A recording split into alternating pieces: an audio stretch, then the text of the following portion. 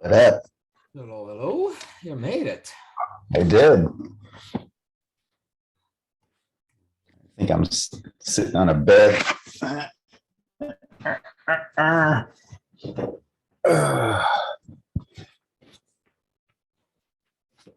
works. It's not the most comfortable.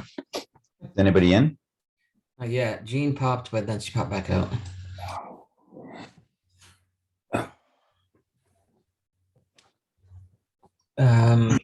Anything specific you wanted to kick off? Doesn't ask you. No, I didn't have anything. Because since I wasn't really sure I was even going to make it. Yeah, all right. I was just kind of gonna wing it. At least talk about. On the live stream, what was it that you were I talking can't about? remember what I mentioned. I was gonna look at the text, but I didn't. Yeah, I was going to talk about just like how our unconscious mind formulates and has evolved over the years and its purpose and some of that kind of stuff. Mm-hmm. Okay. Yeah, and there. That's it. You like my cow? Yep. If you center yourself a little bit more, it could look like your ears.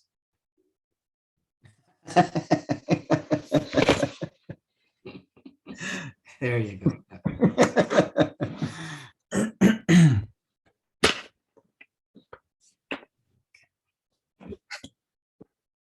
I almost did. All of a sudden I was assigned a task and I just got it all done. So that's why I was not sure this was going to work, how this is going to work, but we got pretty much everything done yesterday. Awesome. All right. I'll let Jean in and then we'll see who else. And I'll stream it to the page.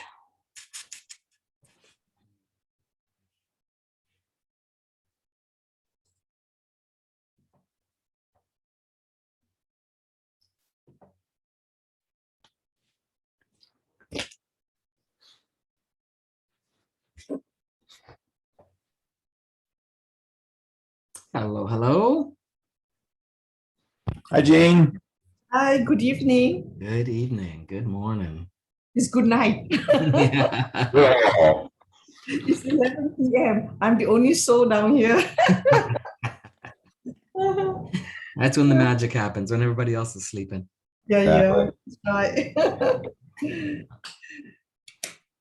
I'm just getting it ready for Facebook here, so give me a second. Jean, do you like my new background? Oh, that's nice. I'm visiting my brother for a wedding that's later on today. So I'm downstairs in the guest room. So is this a painting you painted or? No, I don't know. No, I think it's just a print. Oh, it's very nice. It's a beautiful cow. They're trying to line me up so the ears are just like that, but Yeah, the cow wants to participate. Yeah. yeah, exactly. Mm-hmm. So, how's things in your part of the world? It's the COVID more control. It's to be honest, I flew in here. I'm in Minnesota now, and I flew here the day before, Thursday. And it was really kind of my real first experience with all of the rules and all of the lockdowns, going through all the, the airport and security and all the rules. And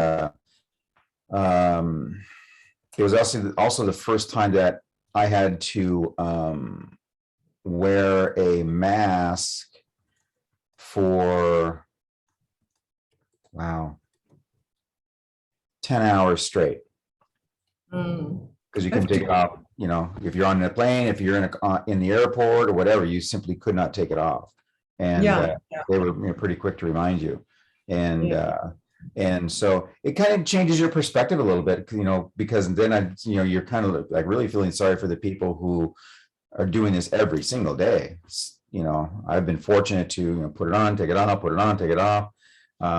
But these people that are working in those particular areas, they're wearing those 10, 12 hours a day, every day. And it's the So- same in Malaysia, because you know why? We have the highest figures ever, highest figures. This is our third lockdown. In a day, for a small population like ours, we are having 20 over 1,000, almost 30 over 30, almost reaching 30,000 per day. So it's very getting worse. Yeah. So is that 30,000 cases or 30,000 hospitalizations? Cases, 30,000 cases. Mhm. Cases. So we are really hoping that, but the government had no choice. Recently, last week, our shops were open. For the first time, we were open Mhm. because the economy was getting bad and a lot of people are suffering. Yeah. So so last week, quite a number of shops were open. But then, even though the shops are open, people are scared to go out shopping. So the fear factor is there. So when we go out, we have to be fully masked, for sure, sanitizer with us and all that, because the Delta variant is now very it's flying around. It's flying around. So we need to get more people to be vaccinated.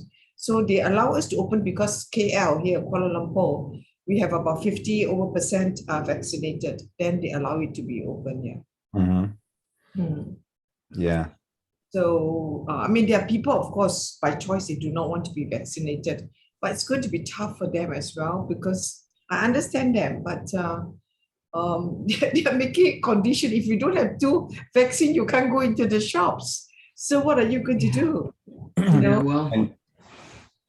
And they have the cards or the electronic registration cards showing that they've been vaccinated. You have to show it in your phone. On your phone, yeah. You have to.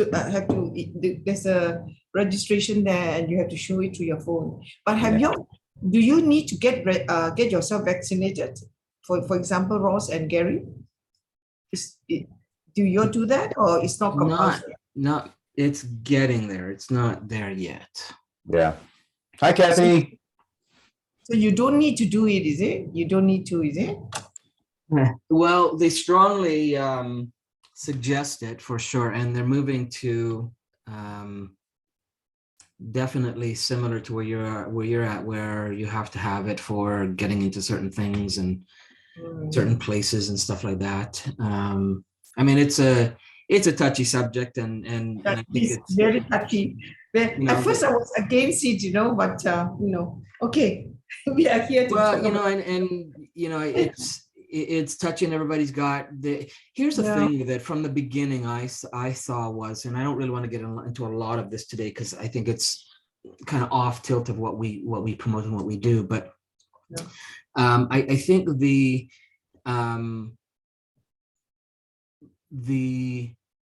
global issue here is the separation that it creates, right? It creates a separation in a point where you can't have any, because even before this, you could have a conversation about the vaccine thing and still have your separate ideas or concepts or beliefs about it, and still kind of speak with someone and talk. So if if you were like at a school ground, for example, and you're talking to other parents, the conversation could be an adult conversation about your views and on either side, even though it was still touchy.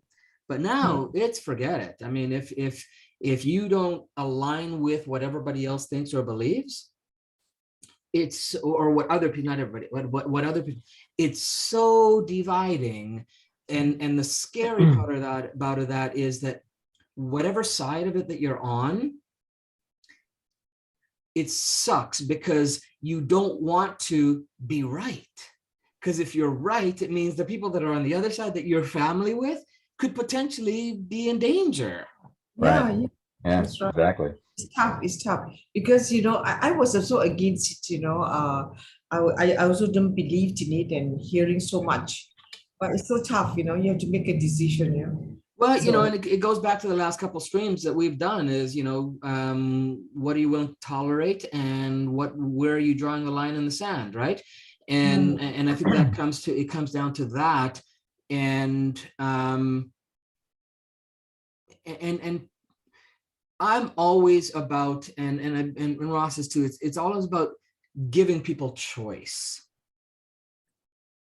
not taking choices away. And that's the problem I see with what's going on. But now, yeah, it's not giving people choice. It's making people feel like they don't have choice. Not that they don't have it, they're making them feel like they don't have choice. Right. It's correct. And there's and Gary is spot on, is that, the way that a lot of the messaging that is coming out, it's polarizing the population and globally. And, and the two of us, I mean, we've talked about this from the very, very beginning, staying in that choice convergence point and looking and watching and trying to,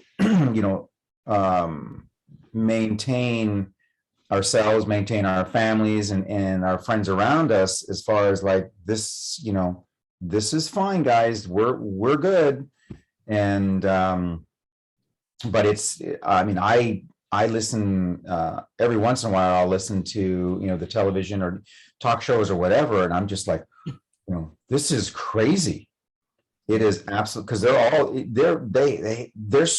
scripted. They have to be scripted to a certain degree, and I'm just like, that's top of, and you kind of you're trying to understand. It's like, okay, are they talking about this because it's relatively top of mind, it's the topic of the century, or are they talking about this because someone's telling them to talk about it? And then you go to another channel and it's the same thing, and you go to another one, it's the same thing, and I'm like, no, this is crazy. This is just kind of, shutting off all these different options and being led down a path. And this is where Gary's saying, it's like, and you relatively, the choices are being limited. They're constantly being, oh, there's a choice, then we're going to shut that off. Oh, there's another choice, we're going to shut that off. And it's kind of being steered. And I don't know what the end game is of this. And, but we choose not to live in the fear that's trying to be created.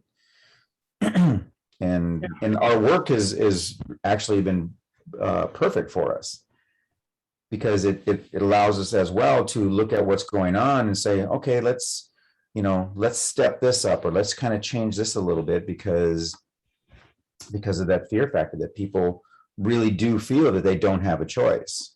Yeah. Because they're so scared. And then to think about the implications of that, right? Which, if we go on to, because what I want to kind of talk about today was, to start off with anyways, was, the unconscious mind, because there's this process that's going on at the unconscious mind all the time, where it's a constantly learning, and its objective, its primary objective is survival. And it creates that survival experience through the habits that it establishes over and over. Right. And when you think about how it establishes the habits, it's through the repetition of doing something until it just becomes something you do. Definition of a habit is something you do that you don't know you're doing. It's just automatic. Right. Once you know you're doing it, it's a choice. So I think that's that's important to understand that. It's a choice to continue to do it if it's not serving you, and it's a choice to continue to do it if it does serve you. But as soon as you know that you're doing it, it's no longer a habit, it's a choice, right? So when you think about that repetition, the repetition of, and you think about anything you've ever learned that's automatic for you, right? Reading, writing, math, riding a bike, driving a car, wearing a mask, right? It becomes so automatic. So I see people, and from very early on, I could see, well, you know, the idea of doing it so habitually, they don't think about it anymore, and they're wearing it in spaces and areas where they don't need to. They're in their car by themselves and they're driving with the mask on. Right? And so that's on a surface level that we see, right? What's happening at another level? So we got the external matrix of the mask going on. On the internal level of the matrix, the reduction of oxygen going to the main computer, okay, right? You know, it's called oxidative stress. There's all kinds of evidence for many, many years that oxidative stress is not good for the body long term. So now we start to train the body to deal with less oxygen to the brain so that it can't think straight, so that it doesn't have the resources that it used to have. It's not as alert. It's not going to be it drastically hinders its capacity to think the way that it should be thinking. And that then becomes a new habit. It's no longer the mask that's the habit. It's the underlying result. Right? And you know,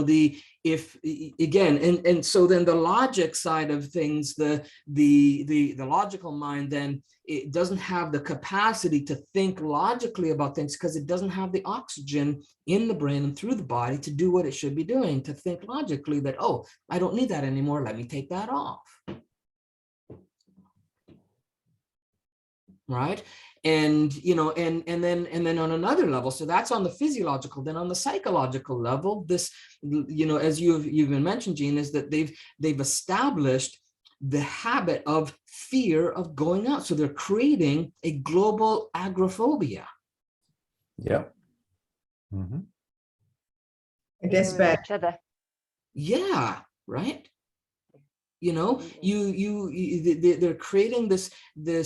And that, when we think about that from Joe Dispenza's work, that becomes a habit on a chemical level in the body.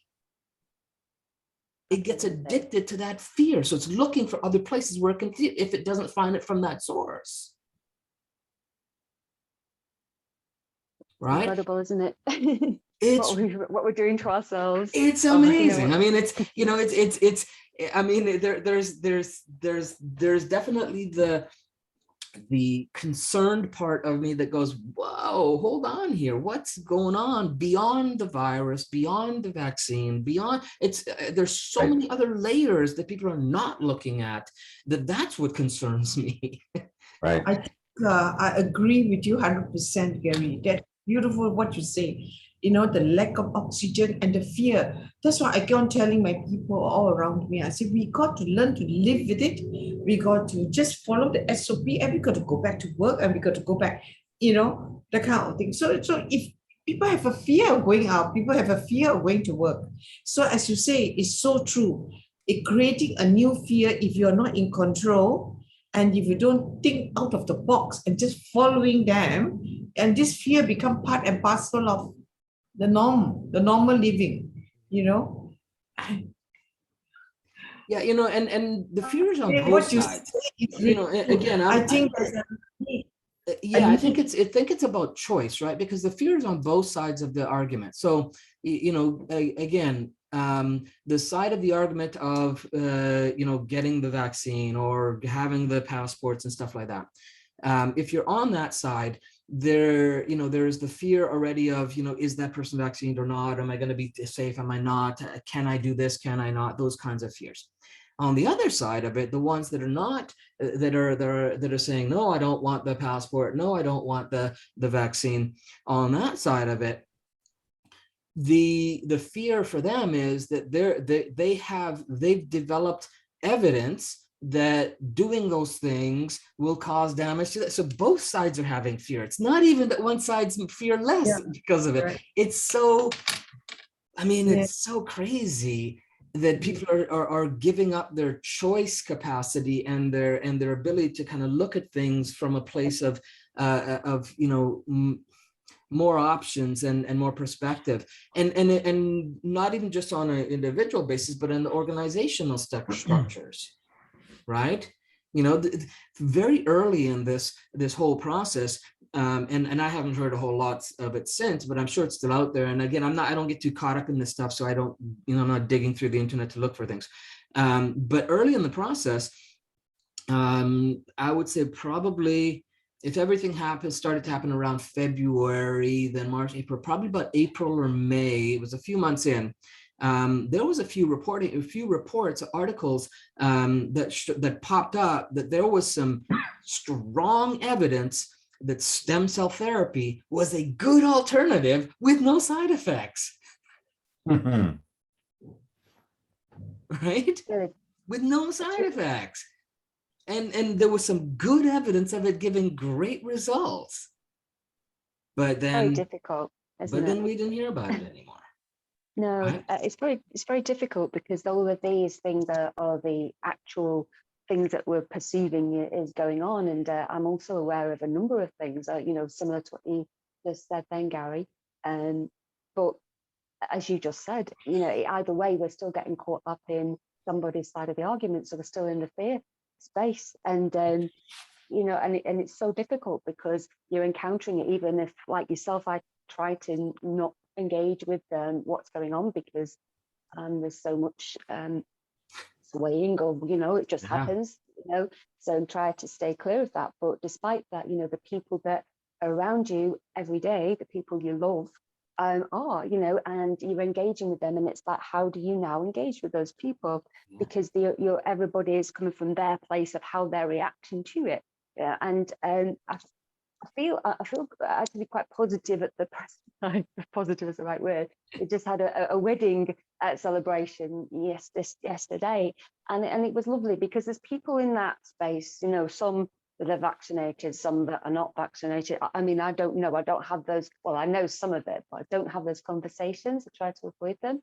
But it was a family occasion. We came together and, to celebrate my stepdaughter's wedding. And, that was from a place of love. And it was just so fabulous. And somehow I think that felt that all of us were there celebrating, moved beyond what was going on, and actually just express our absolute joy at the occasion. And I know we've not been able, I think that's been one of the challenges as well over this time. We haven't been able to do that.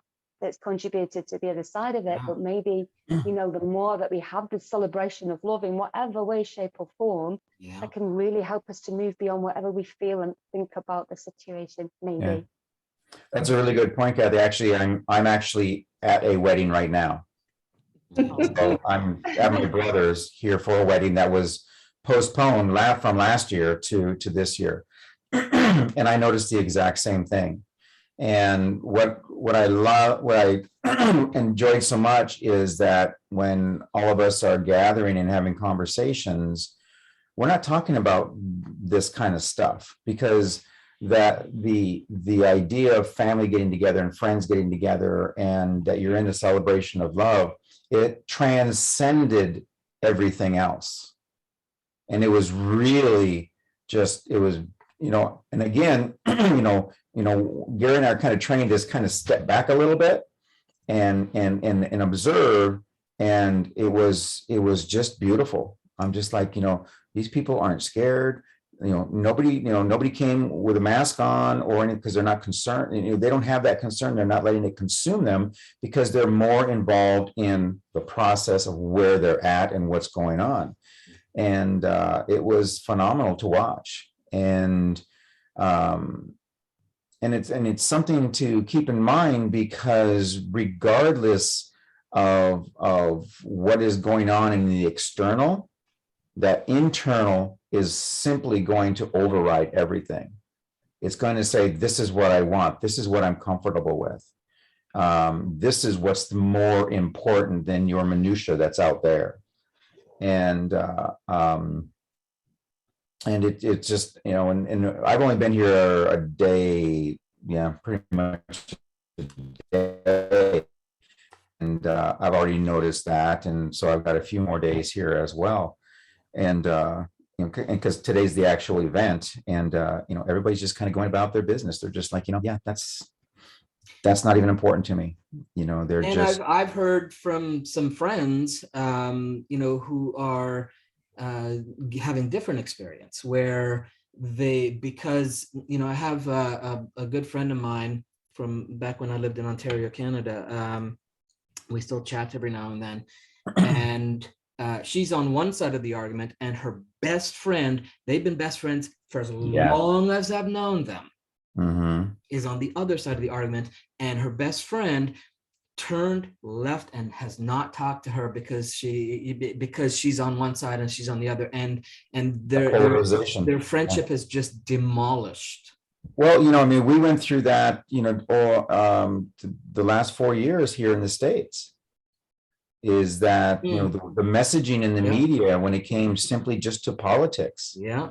And, you know, and I would be in situations where, you know, you've got a left and a right, and they're, you know, each is looking at me. It's just like, what do you believe? Yeah. You know, and the underlying tone is choose. Yeah. Right. Yeah. Yeah. You know, and I'm just like, you know what, guys? I said, I'm gonna stand on agree the with both of you. teeter-totter and observe Yeah. what's going on. You know, I said, I agree with both of you, and I disagree with both of you. Yeah.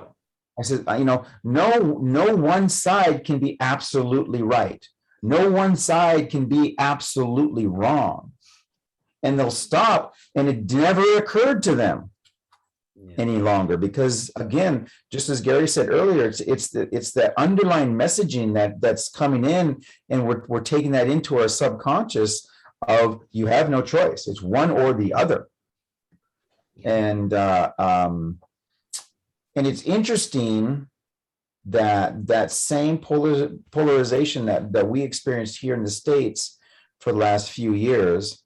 It's almost like they're like, well, that model worked, you know, let's use it for this, because it became the exact same thing. And even now, you know, there's reports that there's, you know, conflicts just over someone wearing a mask, because they're saying that wearing the mask or not wearing the mask means you've chosen a side. Yeah.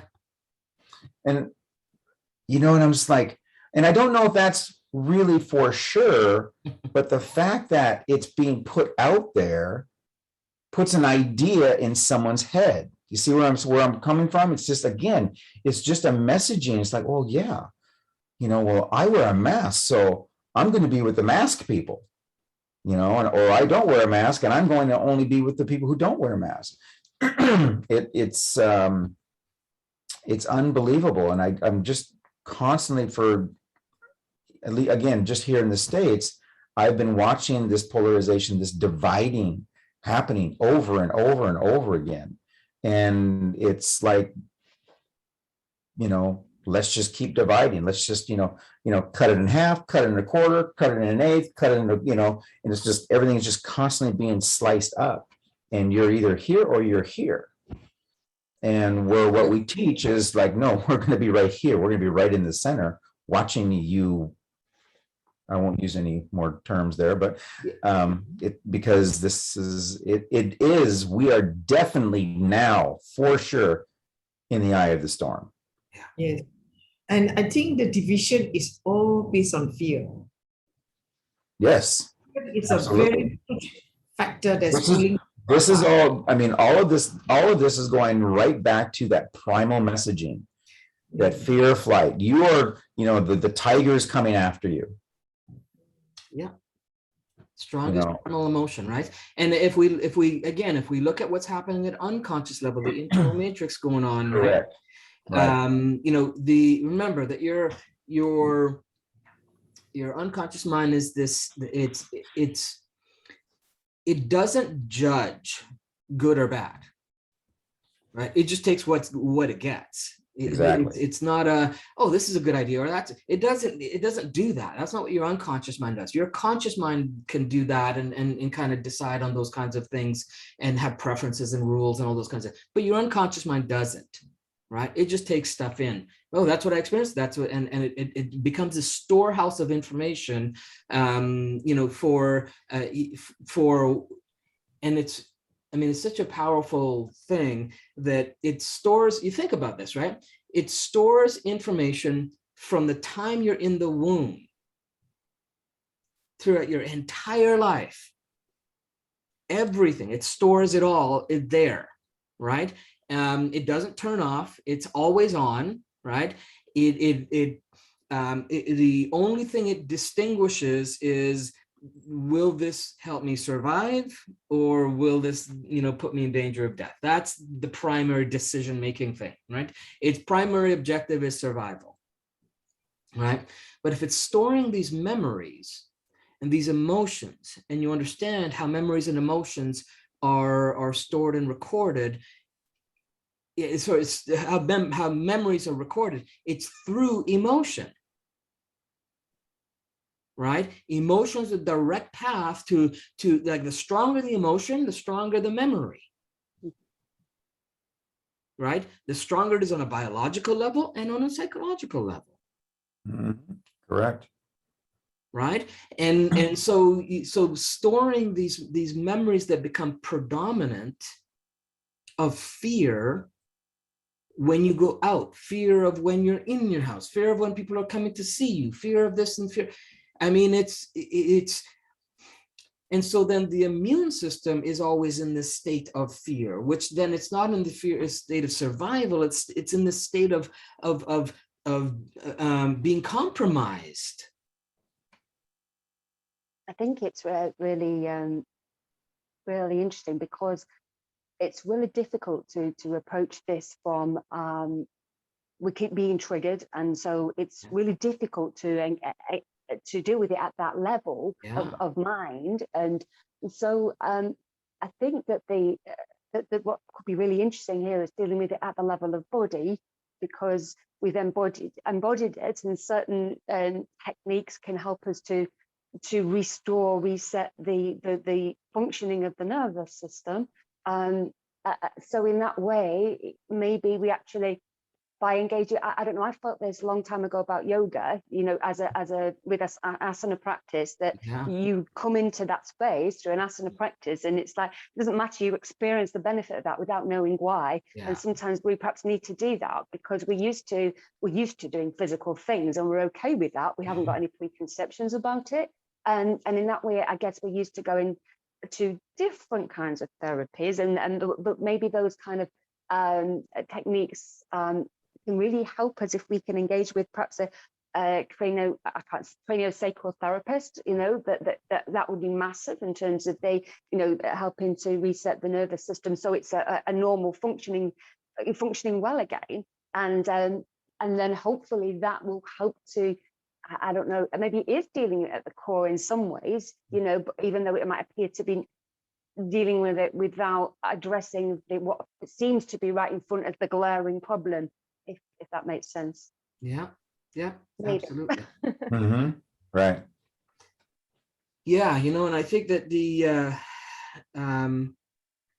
I don't know what a solution necessary is for this thing, because I think about it all the time, but because I'm, you know, me and you know, I was at a gathering a couple of weeks ago with a bunch of friends who are, I mean, they're all leaders in their own right, and all change practitioners in their own right, doing things. And there's probably about 30 or 40 of us, and we all feel for the planet that it's going through, you know, some sad times on many levels, right? And you know, and again, goes back to and it just synchronistically happened with the streams that Ross and I had scheduled out. It was not planned out because of that, but it just comes back to, you know, as individuals, what we can do is stay in our light, right?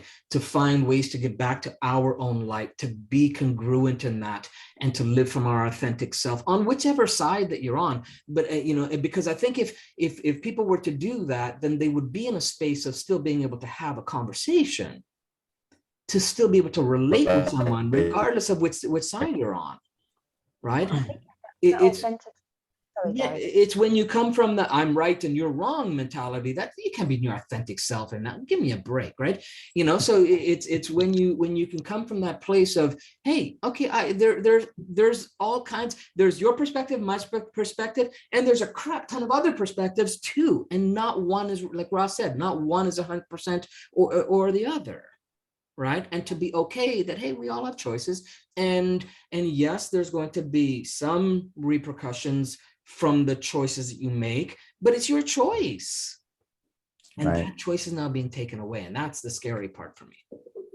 I think that Yes, that questioning, sorry, that questioning yourself first, because then if you begin by that, you know, everything that I think, I know it's not right. And if you can begin to ask, you know, understand that yourself, and it's like, okay, well, you know, it's just my opinion as well, and I get it wrong, and sometimes I get it right. And I think maybe starting with yourself is quite helpful, you know, because I think it's that it seems to me that we're not questioning. We accepted our view of the world, I think, in many cases as reality, Yeah. and instead of just questioning that, and really all our view of the world can be is this endless, you know, construct that we have because of the experiences we've had and whoever's eyes we've seen it through. Yeah. You know, but even though we might not understand that, so that it may be in intellectual or whatever way.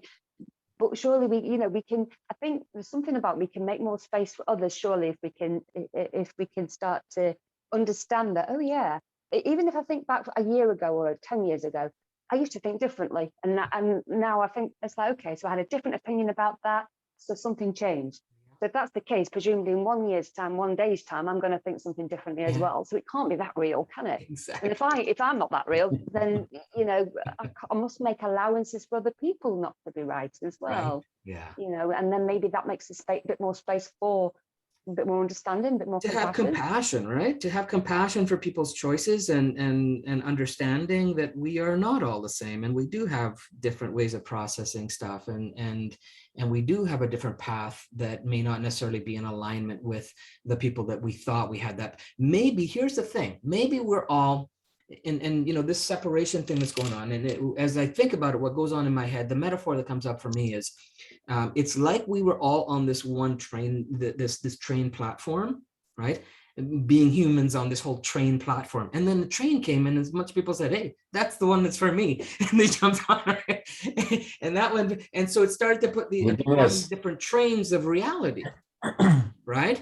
And that's what we're seeing going. But again, the thing of thinking that number one, that the train they chose is the train that you should choose, maybe not. And maybe that's where the separation comes. And maybe that's why it had to happen this way, so that we could be on our own, you know, our own platform with people of like mind, of like vibration, of like direction.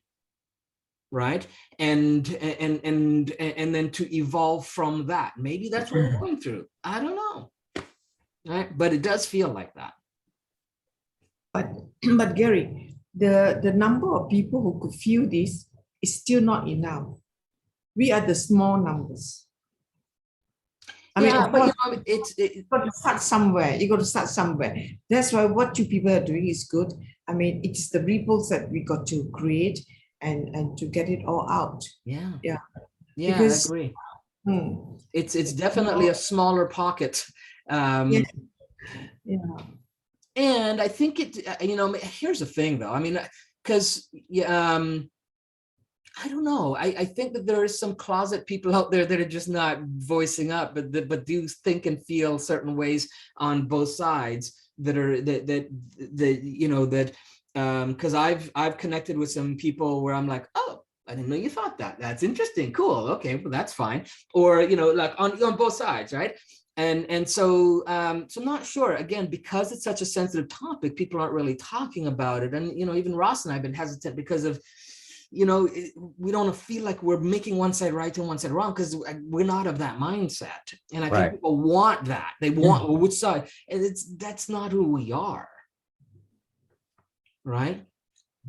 And so it makes it seem like we don't have a voice. No, we do have a voice, but it's our own voice, and we believe that that people should have their own. So for us to impose one, or for us to say something, because we have, some level of influence out there because of the amount of people we reach and the frequency in which we do it. If we were to come up and say, oh, be on this side, then it may influence someone, which is, again, it's not their choice. There's an influence. Do your own homework, do your own research, do your own digging deep into your soul, and align with what's true to you. That's all we want. Exactly. This Make a question that choice, and it goes back to what we've been saying before, is that you're going to make you're going to make a choice. What we're asking is know why you're making the choice. Yeah. Okay, not because somebody told you this is the choice you have to make, or you were pressured, or well, my friends are going in this direction. Well, but is that direction for you? Yeah. So, and that's it. And so if somebody comes to me and says, well, this is what I'm choosing, and I say, why? Tell me why. Just and I'm not saying why in the way of confrontational. Yeah, it's not confrontational. I'm just, I want to know. So tell me how you came to this. What information do you have that maybe I don't have? Because because I've seen it work the other way around too. Somebody will say, well, do you believe this? I'm like, well, I'm still kind of, well, do you think that this is part? Do you think this is real? Do you think this is, and they'll just hit you with all these different little tiny pieces. And I'm like, I says, it's not that simple. Yeah. Because somehow they're trying to get you to agree with them at little points. And I'm just like, it's just not that way. Yeah, then it becomes a battle. It becomes a battle of who can remember the most facts on their side. Well, you know what? Again, like I said with the vegetarian thing last week, I'm not here to prove my point. I prove it to me. That's all I care about, really. Exactly. I'm not here to prove it to people. I share if people ask, or if I feel that there's the right environment for it. I'm not here to prove why I've decided on which side I'm on. That's not for me to do, right? Unless someone again asks for that in a curious way, not a confrontational way. Exactly. And then I'd be happy to have that because to me that's a conversation about choices. Exactly. Right. And that's becoming rare. Yeah, I know. It's becoming rare. And if somebody doesn't want to have the conversation, I'm like, okay, well, cool. Let's just choose not to have a conversation then. And so that's it. That's your train. This is mine. I'm okay with that. I really am. I think right now we're on top of the train. Yeah, right. Actually inside. But we're still on the platform, Ross. We're wondering what the hell's going on. Yeah, exactly. So, but the point is that what Gary and I are explaining is us remaining in that eye of the storm, where people are trying to pull us into the storm. And they're going to try and pull you into the storm. And you just say, I'm good right here. Yeah. I'm good right here. I don't have a reason to participate in the storm. You're acknowledging that the storm is there. Yeah. It's there. I can't. Yeah, you're right. It's there. This situation is happening. Yes, I'm experiencing that in my reality, and I acknowledge that. And I am making a decision on my participation or my level of participation. Gary and I are participating very, very heavily by doing these types of streams.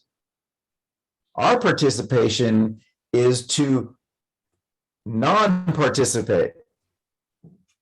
So we're like, listen, just step back. And I think maybe a more accurate, Ross, is our participation is follow what we're passionate about, because that's our message too, is follow your passion. And our passion is about giving people empowerment and giving them choice and giving them different ways of seeing how they can live in a world of the storm and not be drawn into the storm. That's what we're passionate about.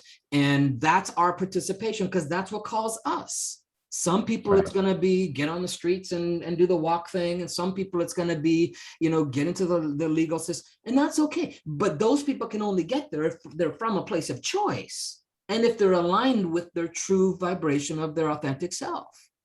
That's true, Gary. I mean, that's absolutely true. But then again, it's come to a situation that if you have, let's say, I'm coming back to the vaccination. If you have no two vaccination, you are not allowed to go here. Right. You don't have two vaccination, you have to be out of a job. If you don't have this, that. So even you want to maintain your choice, what can you do? Well, you still have choice, Gene. I think that's a limited mindset. Again, that's what they're trying to condition you have a choice not to do it, but then you can't go to all these places and you can't work unless you work from the home. Right. And some of these people can't do that. Yeah. Not everyone is like you, where you can work from home and earn an income from home. But there are many who have to go to a place to work. And the condition imposed by the government is that So you Gene, can't. let me ask you a question. And again, I'm not trying to be on either side, but just from that, what you're saying there, right?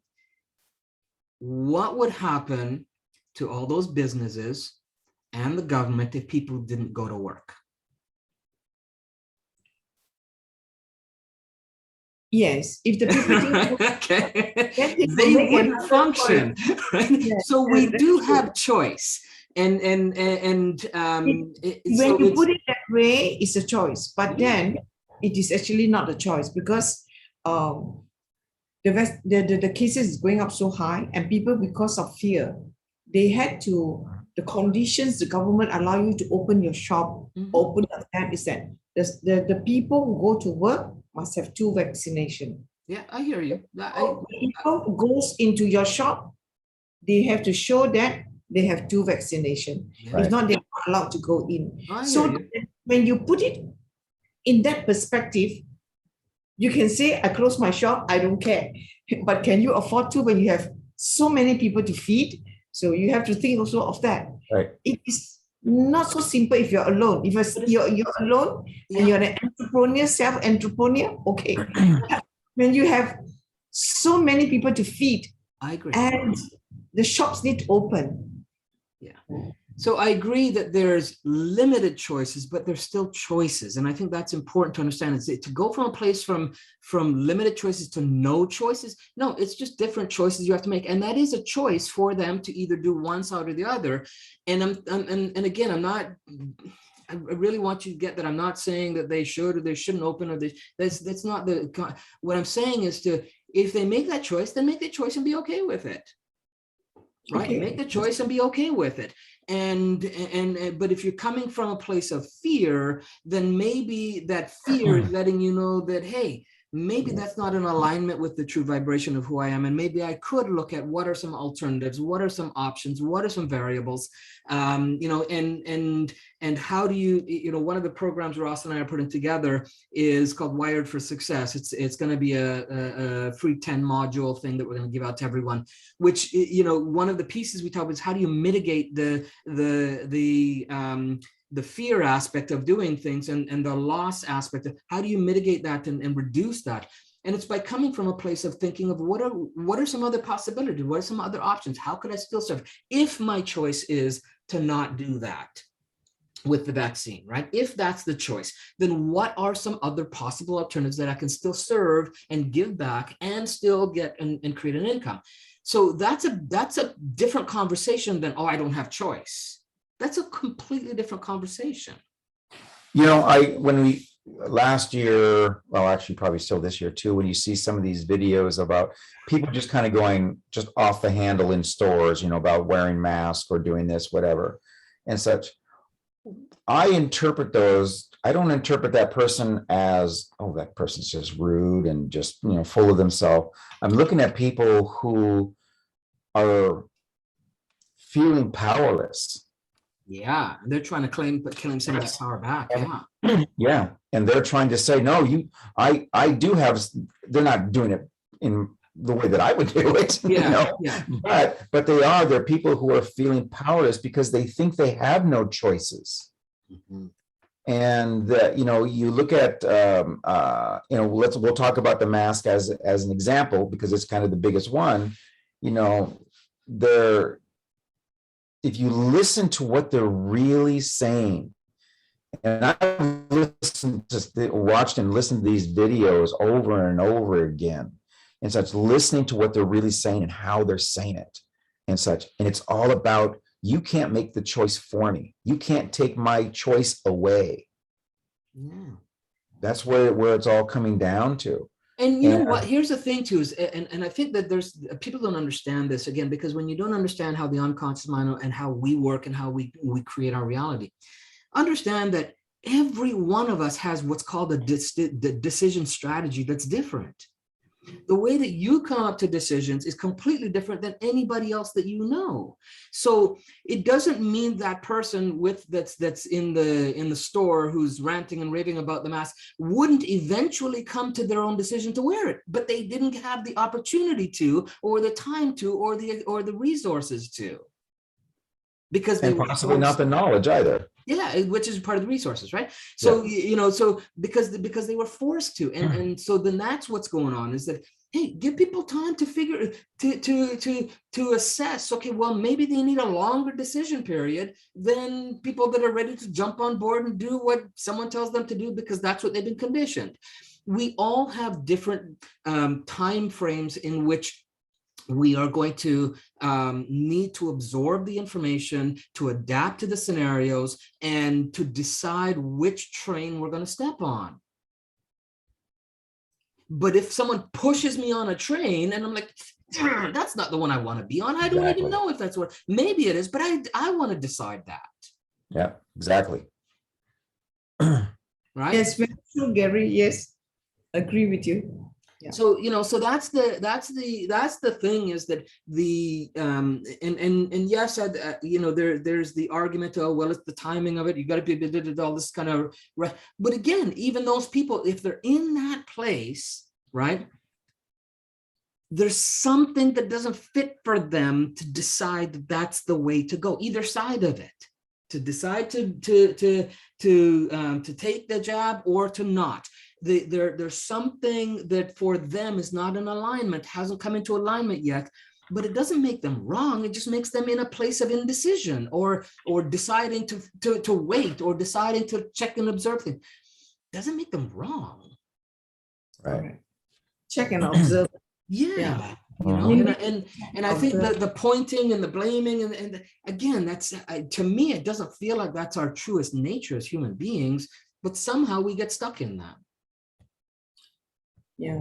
I think, Jean, what you're saying there about the actual problem, economic problem, you know, it's really, I think, helpful for anything we can share around that can help each other, because there is that situation, and you know, if you're in it and you don't appear to yourself to have another choice. It's just that I think being able to connect with different ways of doing things, you know, so sharing that information is really, really helpful and valuable, because it can sometimes, I think, the practicalities of it. I speak to a friend somebody, work colleague and a friend in South Africa, and you know, she has her own stuff going on for her with family and friends and what she wants to do, and you know, restriction of what, you know, travel and all kinds of things. So everybody's got their own situation they're dealing with, you know, and it's and we don't know. I don't know what your situation is. I can just hear maybe if I listen to some of what you share. And but that economic thing, I think it seems to me that globally we are all in economic models, and if we have an awareness of other economic models that might help during this time, we should share them with each other so that we can maybe alleviate some pressure. I just feel that will be helpful. Yeah, Mary said on the chat, I understand the staying in the eye of the storm. How do we avoid absorbing unconsciously any polarizing energy? Well, the way you do it is what we've been talking about, is to tap into your own true core vibration of what you believe is authentic for you, and just and be that light on whichever side. Right? Just be that light and be compassionate, and allow people to have choice, because that's part of compassion, is to know that, hey, that's as human beings, that's you know, from single cell organism to choosing to be a double cell organism, to then blending, and then that was all choice. Right? you know, it was a choice at some level to decide to break the barrier and to create life. That was a choice at some level. And to start, I think what one of the things that people are maybe missing or not adapting to is that that everyone's going through right now is actually created an opportunity to create more choices for ourselves. In other words, this is the situation, and this is what I'm used to. And how many other opportunities, how many other choices can I create in my mind for my business or my lifestyle, so that it's maybe a compromise to whatever degree, taking my business in a different direction, doing this. I mean, I've seen some really interesting ideas that people come up with. I'm like, well, that was really smart, and it was just tiny little tweaks that they're doing to their businesses to adapt. Like, this is here, this is what's going on. And you can tell that there's somebody, they're a person who is working from the eye, because they're not getting pulled into the chaos. And so instead they're, adapting to it, or they're taking advantage of it, and I don't mean that in a bad way. And they're just saying, you know what? They're just seeing a different opportunity. They're looking at it from different perspectives and going, all right, if I did it like this instead, how would that work? And I know where it can get frustrating, because, as I said, a lot of times things are just kind of that corridor, all those opportunities are being kind of shut down. But the things that are being shut down are a control method to get compliance. So again, it's what Gary's always said: ask yourself some better questions. Okay, how can I be in compliance and still get this outcome? How can I be in compliance and thrive? How can I be in And thrive and get maybe get a better outcome than what I was used to before it started. So again, when we get into that calmness and we don't get into that fear and that visceral feeling that is just constantly bombarding us, and sometimes that's the beginning. It's just like, I need to filter this messaging that's coming into me, and it's interfering with my ability to think clearer. And again, this is one of the reasons that that Gary and I love doing the rabbit holes, because this is that place. This is that place where people can say, this is what's going on. I need some different ideas, point me in a different direction, or give you permission to go in a different direction. Open up a portal that I hadn't thought about. And absolutely. And such. And when we start thinking in that way, in a growth aspect, instead of contracting, trying to contain and work with everything else, we're contracting into a shell. It's like, this is ridiculous. I can't work like this. But we just break it and just like, no, I'm going to expand. I'm going to use my growth mindset. I'm going to go into a mode of absolutely expanding. Show me what's going on. What do I have to work with? What do I have to contend with? What do I think is going to happen? And then just start a little at a time. Just start going into that expansion. I could do it like this. It's maybe it's not ideal, but that's where brainstorming comes in, because somebody else, one little idea added to another little idea, added to another idea, all of a sudden becomes a gigantic idea. I'm going to, so where I'm at right now, I'm at my brother's house in Minnesota. Yes. Okay. And I don't think I've told anybody this, but okay. So my brother is in a wheelchair. Okay. He's been in a wheelchair for almost 40 years. Okay. he has accomplished more from a wheelchair.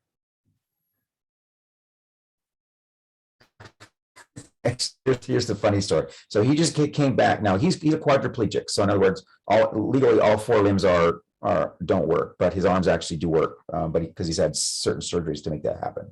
So anyhow, he just got back from a fishing trip in Alaska, and he caught a 185-pound halibut. Okay, spectacular, absolutely spectacular. So, but in that, Quite a guy. Yeah. So, but on that fishing trip, he broke his leg. Okay. Now, you kind of wonder, he's in a wheelchair. How the hell did he break his leg? Okay. Well, so then I'm talking to him last night, and he goes, well, actually, he goes, you remember, this time and this time? I'm like, yeah. He goes, well, yeah, I broke my legs then there too. He goes, I've broken my legs 4 times. He goes, and I'm in a wheelchair.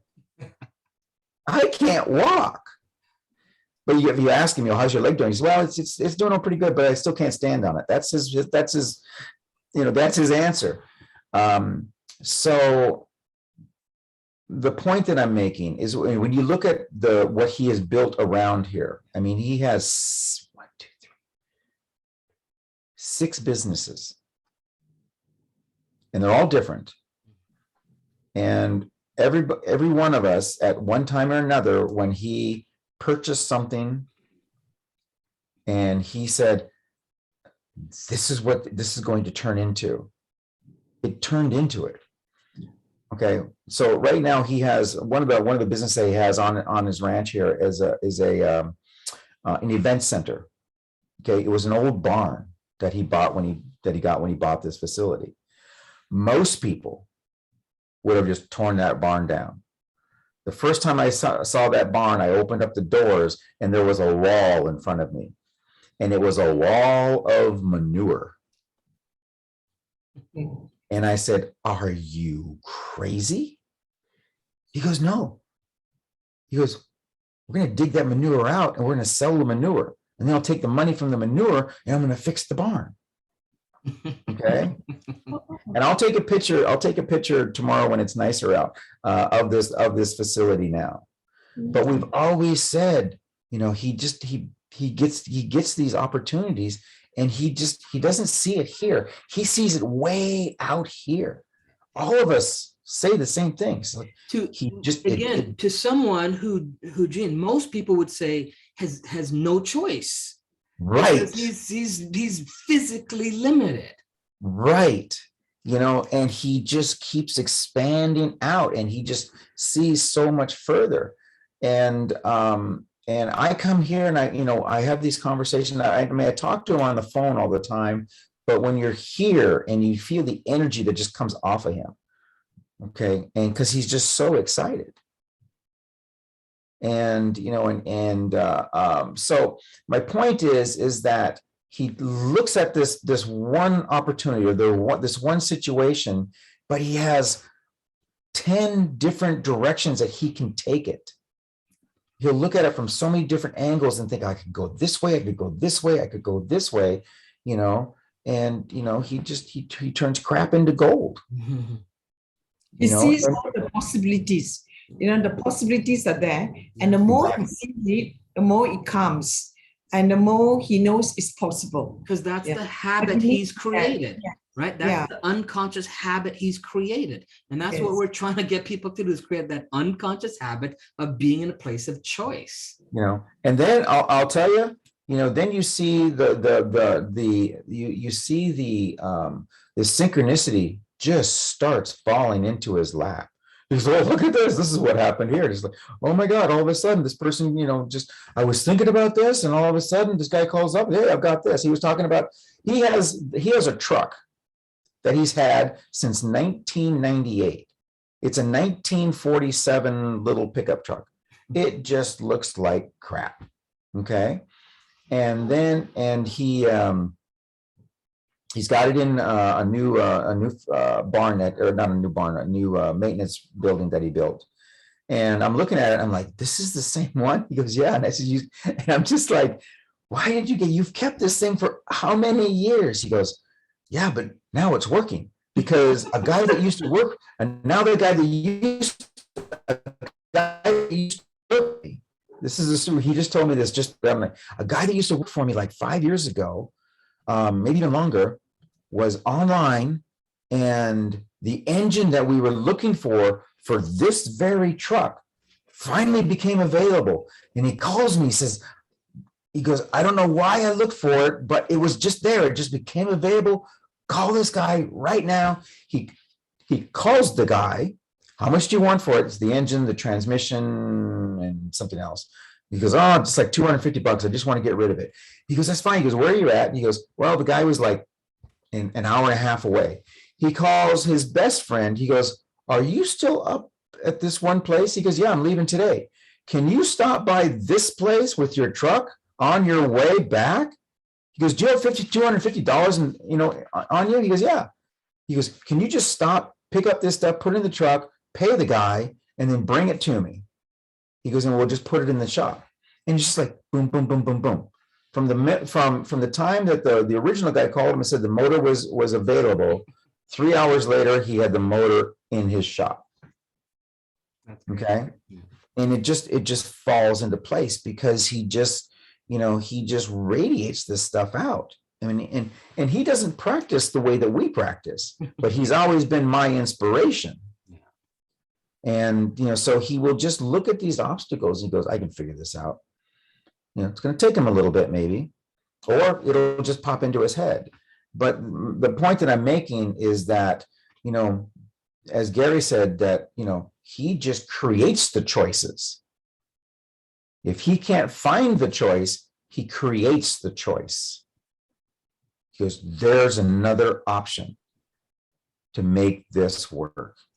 And he's not locked into a time frame, which is part of what we talked about. Don't be attached to the outcome and put expectations on it and have it happen only in one way. He's open to all of the possibilities, including time, which is great. Yeah, and exactly. And he is dealing with sentinels every time. Like that. They're just like, you got to be crazy. That's not gonna. It'll work. Yeah, Ross, I believe in that because because when I, in many things that I'm doing, I also believe in that. And somehow or other, what you all say is so true. Somehow or other, somebody will contact you or something will happen, and then things will start to happen. Yeah, I agree. It's happening. It has happened to me, and the more energetic you are, the more positive you are, the more you see the possibilities, the more synchronicities will happen, and somehow or other, something will happen to make it happen. Yeah. So, it's very true. Very true. Yeah. Yeah. See you, Kathy. We're almost done. Thanks for jumping on. Have a wonderful day, Katie. Bye. Nice meeting you, and good to hear from you. Yes. Yeah. True. Yeah. True. Ross, I think that's beautiful. I think you must have a really beautiful brother, with such great, so full of positiveness, and so full of I will, and it will happen. Yeah, that's beautiful. It's truly amazing, and that's within all of us, Gene. It's not just your brother, right? It's within all of us, including those people that you see out there that feel like they have no choice. What Ross is talking about is within all of us. Correct. I believe too. Yes, right? Yes. So, yeah. That's why the two of you are so great, because you are bringing it out within us. It's true. I agree. And the more you practice it, the more it comes out. So it's not that we are special. It's within everyone. Absolutely. I agree. Exactly. Absolutely. It really is. I really hope that more people would come and actually, they could benefit so much from your live streams. Really, fantastic. It's happening. Yeah. We're getting there, and I think we're noticing increase in numbers on views and stuff like that too. Yeah. So, we're getting there.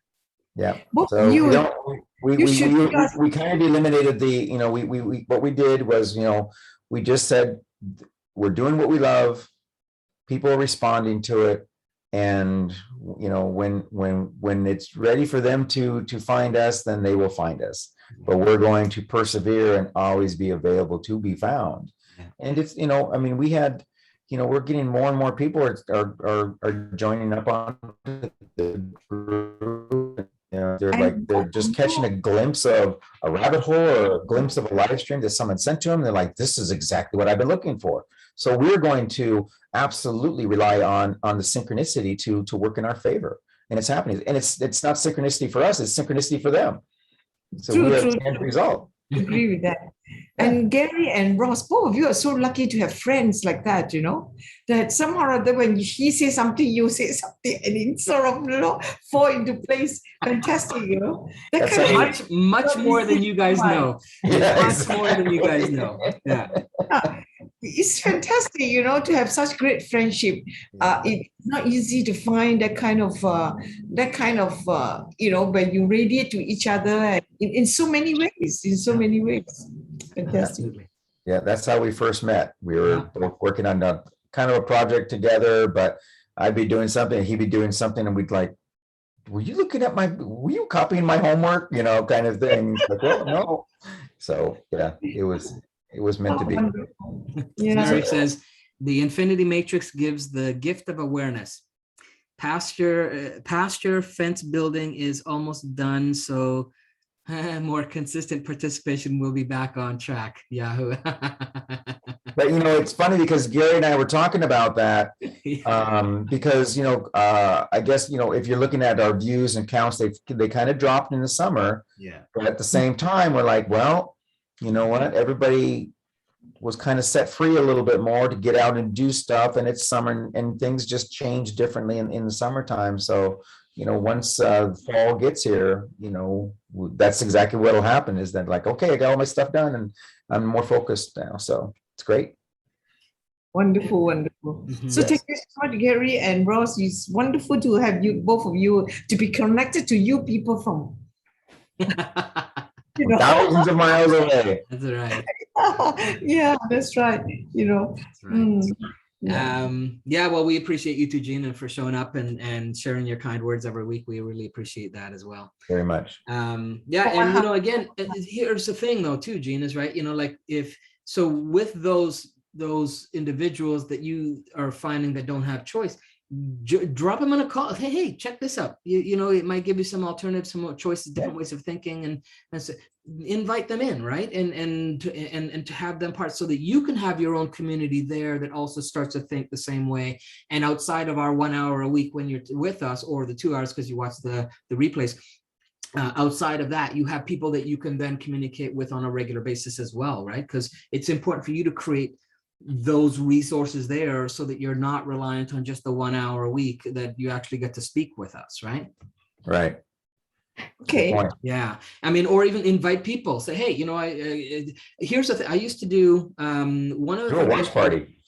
Yeah, I used to do something similar before they had watch party things. In 2001, I think it was 2001, maybe even a little earlier. I'm pretty sure it was around 2001. No, 2002, because I'd just come back from Thailand and India. So 2002, in 2002, I decided, well, that I have a ton of, I still do. I had then a ton of different resources that I wanted to learn and kind of explore and expand my mind and thinking. And so I created what's called, I called it TNT Thursdays, right? Thirsting and Thriving. So it was a TNT Thursdays. And what I did was I invited my circle of friends to come over to my house every Thursday night after work. So, and I had my own business at the time. We closed at 8 or 9 or something. So we didn't actually start till around 10 o'clock at night, where my friends would come over, and we had, a good group of solid friends that come over, up to 20, depending on the topic and the time, where we come up to my house, and I'd put on different videos on different things, the videos on the message of water, and, the videos on sacred geometry, videos on alien stuff, videos, and we kind of explore all these, and then we'd have conversations about these things. Fantastic. Right? And we did that for like 4 years, every Thursday. Yeah, that's beautiful. right? Mhm. So there's nothing to say you can't do that with your friends or your family. And because we have our stuff recorded, you don't even have to, they don't have to be the time frame. You can do it just like a replay, like you watch your replay, say, hey guys, why don't you come to, we're gonna do let's get together and let's have a conversation about something, and let's watch this first and then have a conversation around it. Very good idea. Yeah, right. And that way you can start to build your own community, and then you have different lights that are there so that you don't feel like you're always the only light in the dark.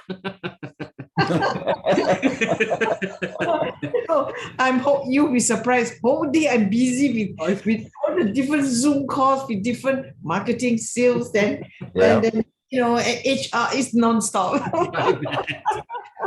Yeah. So yeah. Thank you so much. And of course, that's a very good idea that I could put forth. And then you have it, we'd have snacks for them. We'd have chats before we did the thing, and then and they would never know what we were going to cover, because I would always choose the topics. I'm like, hey, I'm doing it anyways, so I'm just inviting you guys into my house, and either you want to come or you don't. But whatever we do is what comes up on the screen, and we'll have a conversation around it. So it took them out of the, oh, I'm not going to come for that. They never knew what was going to happen. So they'd either show up and attend, or they'd miss out and hear about it from the next time they come. Fantastic. Yeah. Good. Right. So there's an option for you to start to create that community for yourself as well. Because I feel that you're like this lone wolf out there. We all feel that way sometimes. Yeah.